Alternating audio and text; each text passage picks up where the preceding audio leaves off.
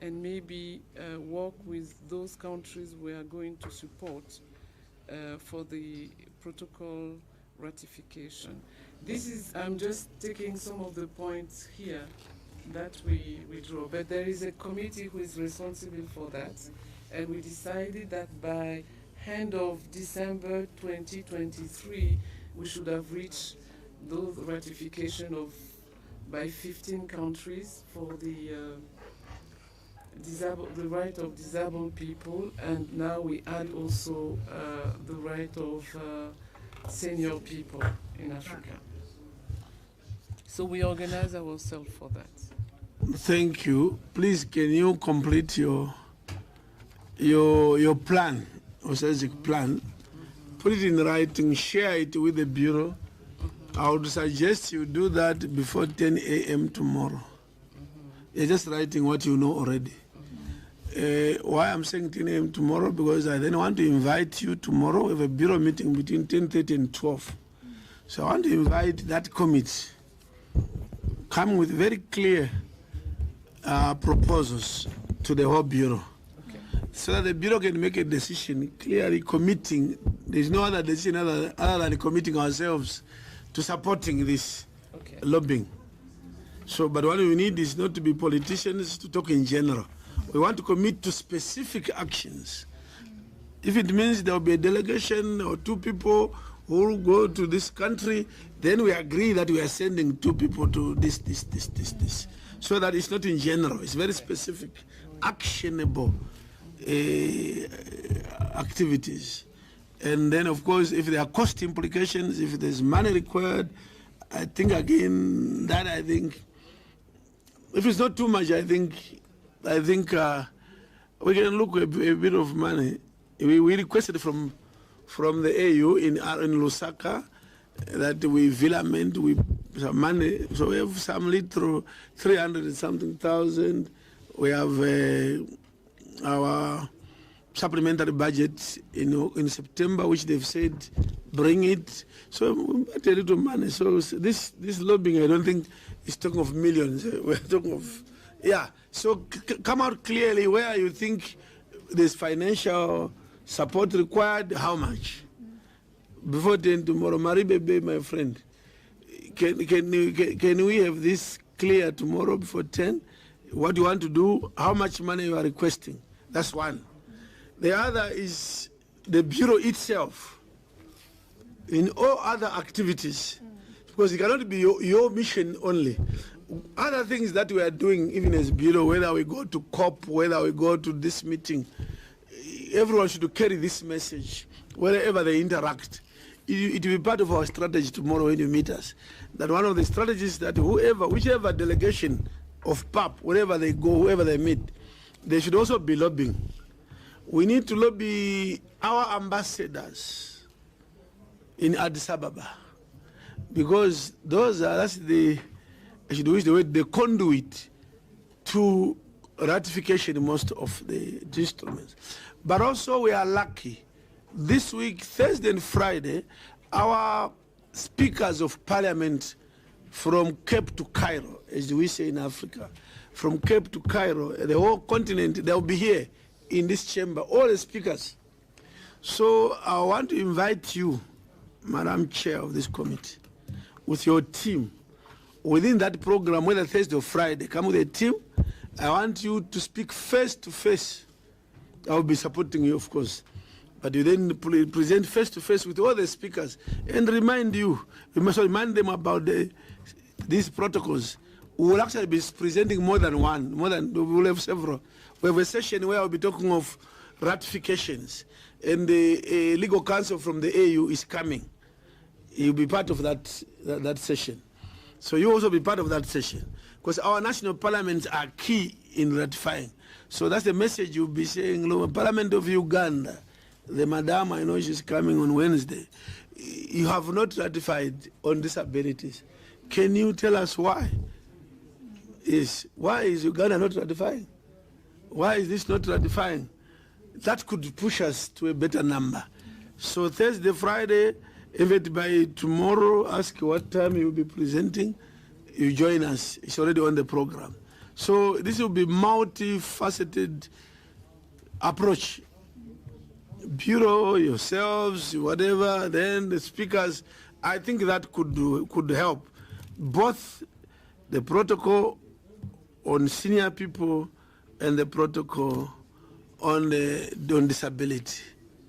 And I want to finalize and say the best way to work is not to cry here and when we are not here as a bureau.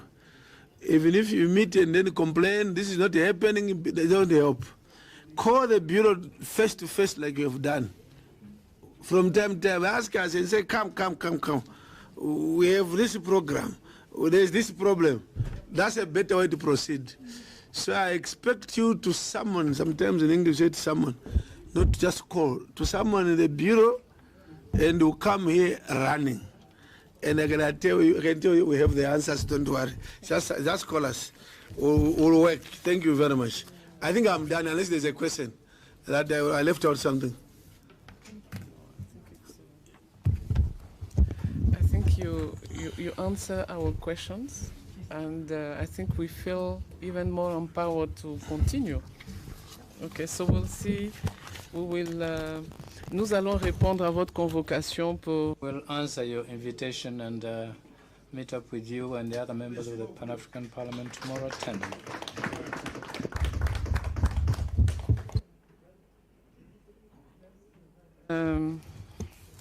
Mesdames et messieurs, merci. En fait, Ladies and gentlemen, in line with our business, I'd like to apologize to my sister who was in the process of addressing this meeting through Zoom. Well, the Pan-African Parliament has proposed new working methods. So we want a number of protocols and laws that are signed by the African unions that they be made effective in our various countries. It is the same process that we are going to adopt for the model law on gender equality. Thank you very much. I think we can now proceed to business of the day. Thank you, Honorable Chair, and to also acknowledge those sentiments from Mr. President, especially given that the Kenyan delegation is not here, and a lot of the issues that have been mentioned also speak to issues that we are addressing as a country. So I was making a presentation, I was sharing the data from the just concluded 2022 elections.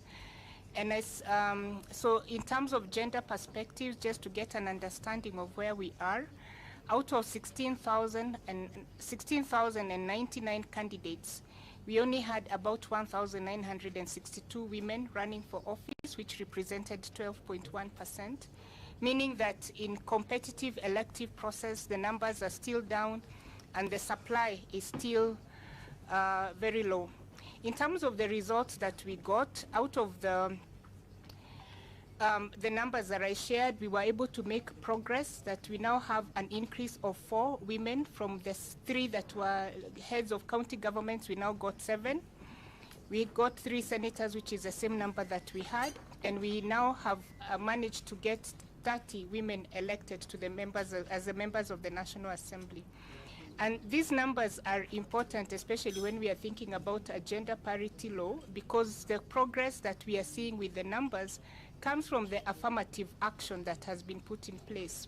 So we have a number of women that got into office 10 years ago as part of the 47 affirmative seats, and 2 of those have gone to win the gubernatorial seats. We also have 4 of them who came in through the affirmative action that have also won single-member constituency, meaning that that route is helping us to increase the numbers.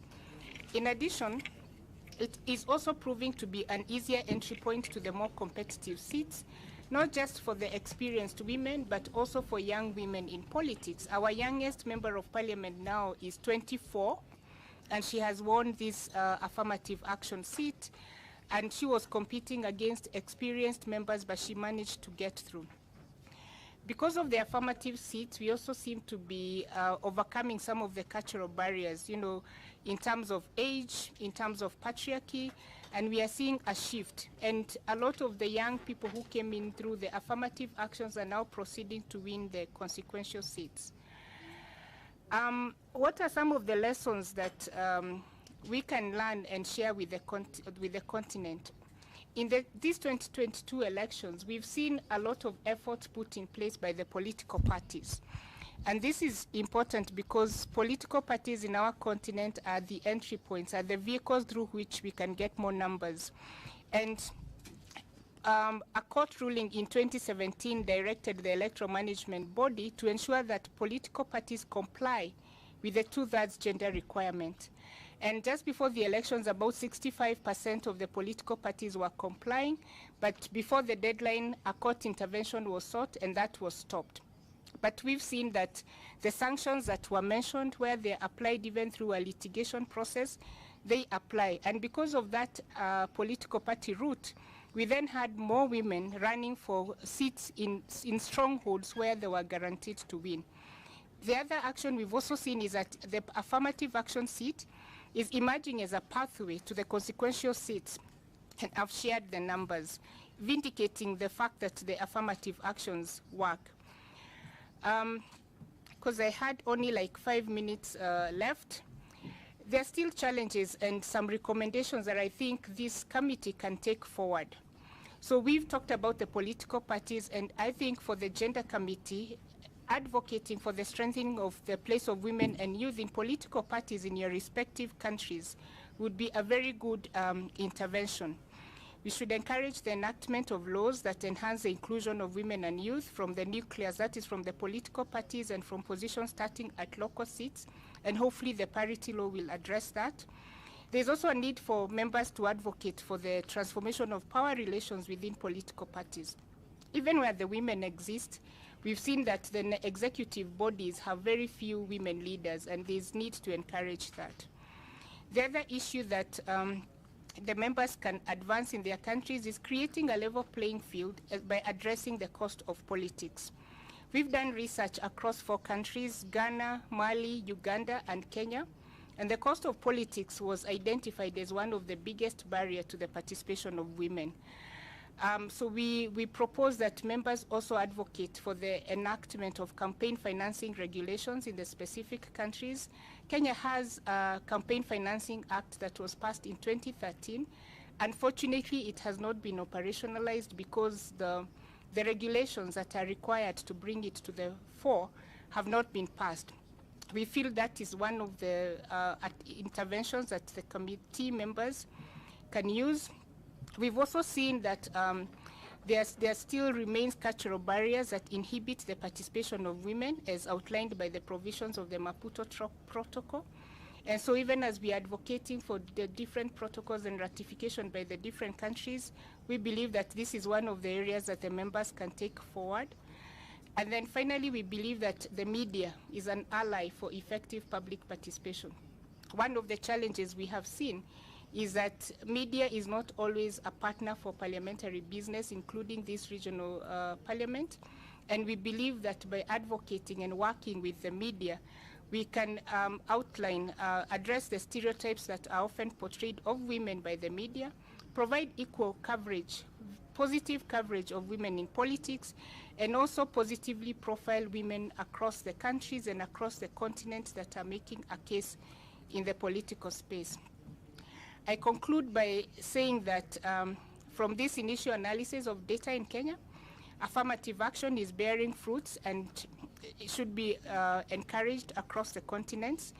We however say that these efforts have to be complemented by deliberate efforts by all actors, whether civil society, government, to create a critical mass of women available to compete for the seats. We've seen in Kenya that despite the enabling environment, the number that was available was only 12%, which makes it difficult to access the 30%. Finally, the Pan-African Parliament should encourage its members, member countries to encourage the support of women in the continent, and this will be in line with the aspirations, Aspiration 6 of Agenda 2063, that talks about an Africa whose development is people-driven, relying on the potential of African people, especially its women and youth. Thank you very much. Asanteni sana. Merci.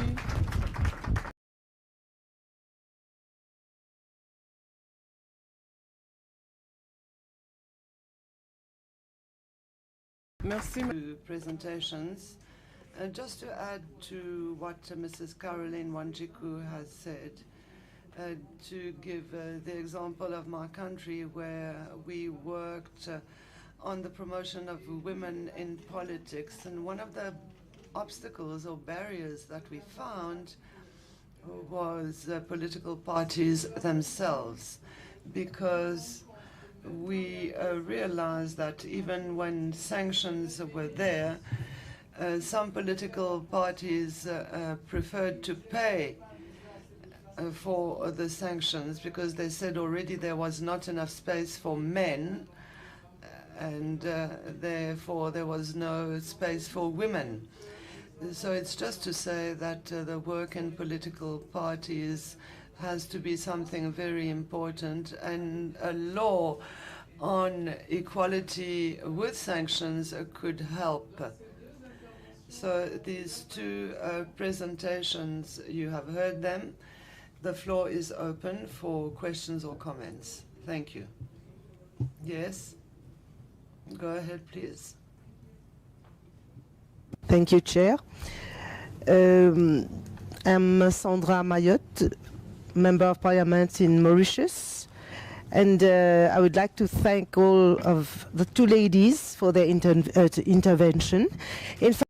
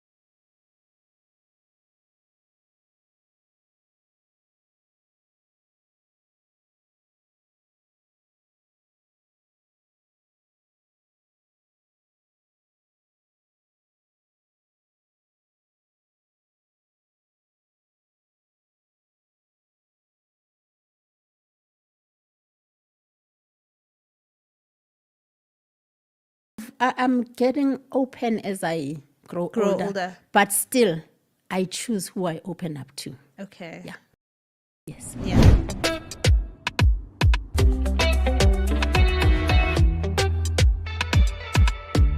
Hey guys, welcome to Wisdom and